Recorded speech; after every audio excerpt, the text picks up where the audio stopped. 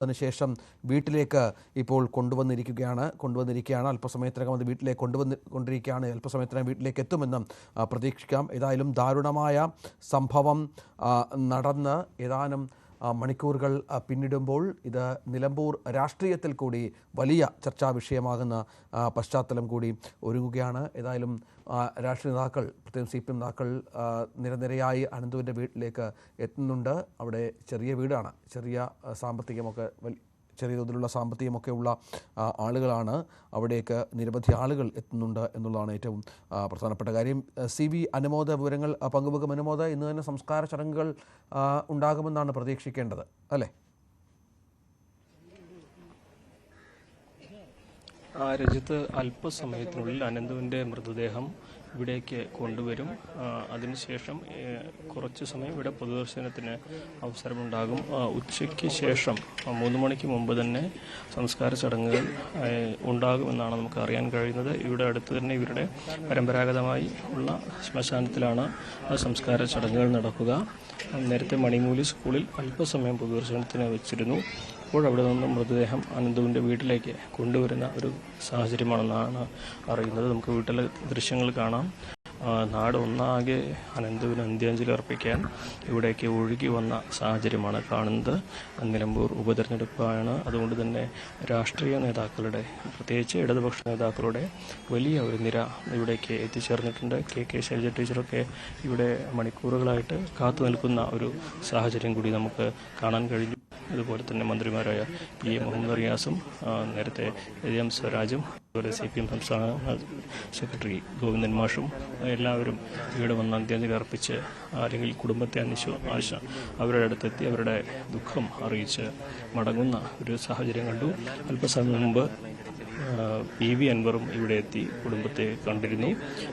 ഇതുമായി ബന്ധപ്പെട്ടുള്ള ആക്ഷേപങ്ങളും രാഷ്ട്രീയമായിട്ടുള്ള ആരോപണങ്ങളും ഒരു വശത്ത് ഉയരുമ്പോൾ തന്നെയാണ് അതീവ ദുഃഖകരമായ, ഏറെ ദുരന്തം എന്നൊക്കെ തന്നെ നമുക്ക് പറയാൻ കഴിയുന്ന ഈ ഒരു സംഭവം ഇവിടെ ഉണ്ടായത്. 15 വയസ്സ് മാത്രമാണ് ഈ മിടുക്കൻ്റെ പ്രായം. ഫുട്ബോൾ കളിച്ച് മടങ്ങി വരികയാണ്. ഇവരുടെ അനന്തുവിൻ്റെ അച്ഛൻ്റെ ബന്ധുക്കളും ഏട്ടന്മാരും ഒക്കെ തന്നെയാണ് ഈ പരിസരത്തൊക്കെ താമസിക്കുന്നത്. അവരൊക്കെ ഒരുമിച്ചാണ് ഉള്ളത്. അവരൊക്കെ ഒരുമിച്ച് കളിച്ചു വരുന്നതിനിടെയാണ് ഫുട്ബോൾ കളി കഴിഞ്ഞ് മടങ്ങി വരുമ്പോഴാണ് കാല് കഴുകുന്നതിനിടെ ഇത്തരത്തിൽ ഷോക്കേറ്റ് അപകടമുണ്ടായത്. അതിനെ ചൊല്ലി നമ്മൾ ഇന്നലെ രാത്രി മുതൽ കാണുന്നതാണ് ഉണ്ടാകുന്ന സംഭവ വികാസങ്ങൾ. നേരത്തെ UDF ഇന്നലെ രാത്രി തന്നെ റോഡ് ഉപരോധിച്ച് വലിയ പ്രതിഷേധങ്ങൾ നടത്തി. ഇതൊരു മലയോര മേഖലയിലെ കർഷകർ നേരിടുന്ന പ്രതിസന്ധിയുടെ ബാക്കി പത്രമാണെന്നും സർക്കാർ സ്പോൺസേഡ് ചെയ്ത കൊലപാതകമാണെന്നുമായിരുന്നു ആരുടെ ഷോക്കത്തിൻ്റെ ആരോപണം. തുടർന്ന് മണിക്കൂറുകൾ നീണ്ടു BJPയുടെയും UDFൻ്റെയും പ്രതിഷേധം. പക്ഷേ ഇന്ന് രാവിലെ ഈ പ്രദേശത്തെത്തി ഈ സംഭവത്തിൻ്റെ നിജസ്ഥിതി വ്യക്തമായതോടെയാണ് കാര്യങ്ങൾക്ക് കുറേ മാറ്റം വന്നത്. ഇത് ഒരു കൃഷി സംരക്ഷിക്കാൻ സ്ഥാപിച്ച വേലിയിൽ നിന്നല്ല ഈ ഷോക്ക് അടിച്ചത്. പകരം വൈദ്യുതി മോഷ്ടിച്ച് കാട്ടുപന്നിയെ പിടികൂടാൻ വെച്ച കെണിയാണ് ഇവിടെ മരണമൊരുക്കിയത്. അതായത് നിയമവിരുദ്ധമായി വൈദ്യുതി മോഷ്ടിച്ച് ഈ തോടിന് അടുത്തുള്ള ഒരു മേഖലയിൽ ദീർഘദൂരം കമ്പി സ്ഥാപിച്ച് അതിലൂടെ വൈദ്യുതി കടത്തിവിട്ട് കാട്ടുപന്നികളെ പിടികൂടാൻ ഇവിടെ സാധാരണയായിട്ട് വയ്ക്കുന്ന ഒരു കെണിയിലാണ് ഈ ജീവനും പൊലിഞ്ഞതെന്നാണ് ഏറ്റവും രാവിലെ വ്യക്തമായി. അതോടെ തന്നെ ഇതിൻ്റെ ചിത്രവും മാറാൻ തുടങ്ങി. പ്രതി കോൺഗ്രസ് അനുഭാവമുള്ള ആളാണെന്ന ആക്ഷേപവുമായി LDF രംഗത്തെത്തി. രാവിലെ M സ്വരാജ് ഇതുമായി ബന്ധപ്പെട്ട കൂടുതൽ ആരോപണങ്ങൾ ഉന്നയിക്കുന്നില്ല എന്ന് പറഞ്ഞെങ്കിലും ഏറെ വൈകാതെ CPMൻ്റെ സംസ്ഥാന സെക്രട്ടറി തന്നെ ഇത് രാഷ്ട്രീയ ഗൂഢാലോചനയാണെന്ന ഗുരുതരമായ ആക്ഷേപവുമായി രംഗത്തെത്തുന്ന സാഹചര്യം നമ്മൾ കണ്ടു. ഇതുമായി ബന്ധപ്പെട്ട് ഉയർന്ന ആരോപണങ്ങൾ, ഈ പ്രതി കോൺഗ്രസ് ബന്ധമുള്ള ആളാണ്. അനന്തുവിൻ്റെ വീട് നിൽക്കുന്ന വാർഡ് കോൺഗ്രസിൻ്റെ വാർഡാണ്. ഇവിടുത്തെ മെമ്പർ, പഞ്ചായത്ത് വൈസ് പ്രസിഡന്റ് കൂടിയായ റിജി മാസ്റ്ററാണ്. അദ്ദേഹം ആര്യടൻ ഷൗക്കത്തുമായി അടുത്ത ബന്ധമുള്ള ആളാണ്. ഇത്തരത്തിൽ ഒരു ഗൂഢാലോചനയാണ്, ഈ ഒരു തെരഞ്ഞെടുപ്പ് കാലത്ത് വന്ന ഗൂഢാലോചനയാണ് ഈ മരണത്തിലേക്ക് വഴിയൊരുക്കിയതെന്ന ഗുരുതരമായ ആക്ഷേപമാണ്, ആരോപണമാണ് ഇടതുപക്ഷം ഉയർത്തിയത്.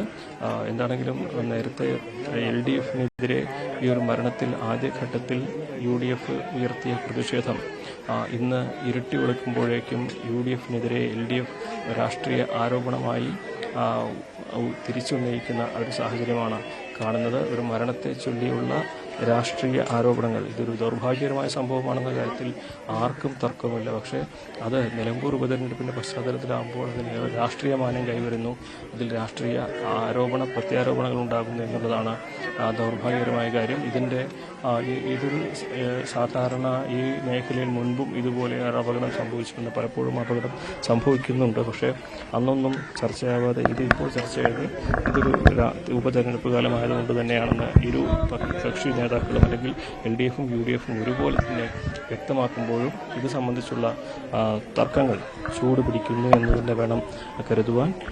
വരും മണിക്കൂറുകളിലും ഇതിൽ കൂടുതൽ ഗുരുതരമായ ആരോപണങ്ങൾ ഇതിൽ ഉയരുമെന്ന കാര്യത്തിൽ സംശയമില്ല. അല്പസമയത്തിനകം അദ്ദേഹം മണിമൂലയിലെ പൊതുദർശനത്തിന് ശേഷം വെള്ളക്കട്ടയിലെ വസതിയിലേക്ക് കൊണ്ടുവരും. ഇപ്പോൾ DCC അധ്യക്ഷൻ DS അടക്കമുള്ളവരേക്ക് ഇവിടേക്ക് എത്തിച്ചേർന്നിട്ടുണ്ട്. അല്പസമയത്തിനകം തന്നെ അനന്തുവിൻ്റെ മൃതദേഹം ഇവിടേക്ക് എത്തും. ഏതാനും മണിക്കൂറുകൾ ഇവിടെ പൊതുദർശനത്തിനുള്ള ഒരു സാഹചര്യം ഉണ്ടാകുമെന്നാണ് അറിയിച്ചിട്ടുള്ളത്. അതിനുശേഷമാകും ഇവരുടെ സംസ്കാര ചടങ്ങുകൾ നടക്കുക. നമ്മളിപ്പോൾ ദൃശ്യങ്ങളിൽ അനന്തുവിൻ്റെ മൃതദേഹം അടുത്ത് എത്താനായി എന്നതിൻ്റെ സൂചനകളാണ് കാണുന്നത്. അനന്തുവിൻ്റെ മൃതദേഹവുമായി അനന്തുവിൻ്റെ മൃതദേഹത്തിലേക്ക് വീട്ടിലേക്ക് കൊണ്ടുവരുന്നതിൻ്റെ ഹൃദയം തകർക്കുന്ന ആരെയും വാക്കുകൾക്കപ്പുറത്തുള്ള ദുഃഖമാണ് ഈ വിലാപങ്ങൾക്കിടയിൽ നിന്ന് നമുക്കിത് പറയേണ്ടി വരുമ്പോൾ ഉണ്ടാവുന്നത്. രഞ്ജിത്ത്.